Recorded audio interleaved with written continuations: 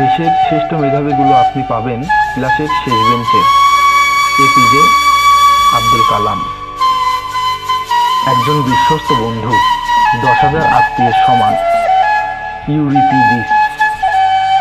শিক্ষিত মানুষের অভাব নেই এই পৃথিবীতে, কিন্তু এই পৃথিবীতে শিক্ষিত বিবেকের বড্ড অভাব।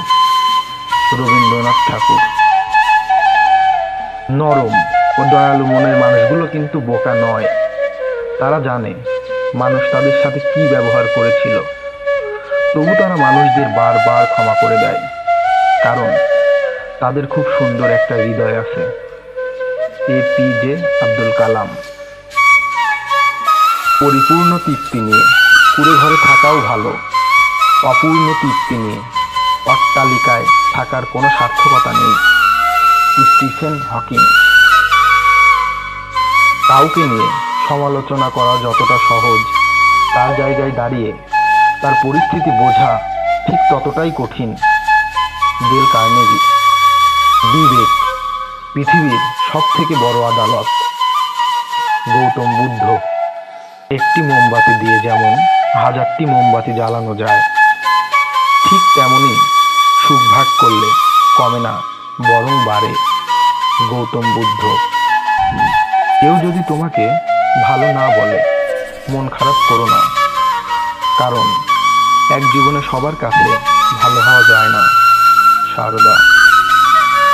একজন আহত ব্যক্তি যত সহজে তার যন্ত্রণা ভুলে যায়, একজন অপমানিত ব্যক্তি তত সহজে তার যন্ত্রণা ভুলে না। রবীন্দ্রনাথ ঠাকুর।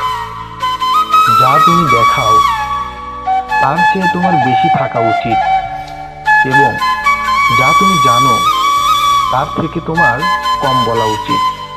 শেক্সপিয়র। টাকা দিয়ে তুমি বাড়ি কিনতে পারবে, ভালো পরিবার তৈরি করতে পারবে না। টাকা দিয়ে তুমি ঘড়ি কিনতে পারবে, সময় নয়। টাকা দিয়ে বই কিনতে পারবে, কিন্তু জ্ঞান নয়। এপিজে আব্দুল কালাম। আগুন দিয়ে যেমন লোহা চেনা যায়, তেমনি মানুষের ব্যবহার দেখে তার চরিত্র বিচার করা যায়। স্বামী বিবেকানন্দ। সব সময় কারোর দোষ খুঁজে বেরিয়েও না, পারলে তাকে সমাধানের পথটা দেখিয়ে দাও। চাণক্য। আনন্দকে ভাগ করলে দুটি জিনিস পাওয়া যায়, একটি হচ্ছে জ্ঞান এবং অপরটি হচ্ছে প্রেম। রবীন্দ্রনাথ ঠাকুর। জীবনে সবচেয়ে বড় জয় হলো এমন কিছু করে দেখানো যা সবাই ভেবেছিল তুমি তা কখনোই করতে পারবে না। এপিজে আব্দুল কালাম। ক্ষমা তাকে করো যে ভুল করেছে, কিন্তু তাকে কখনো ক্ষমা করো না যে তোমার সাথে বেঈমানি করেছে। চাণক্য। জীবনে ঝুঁকি নাও, জিতলে তুমি নেতৃত্ব দেবে, আর না জিতলে তুমি পরবর্তী কাউকে পথ দেখিয়ে দেবে। স্বামী বিবেকানন্দ।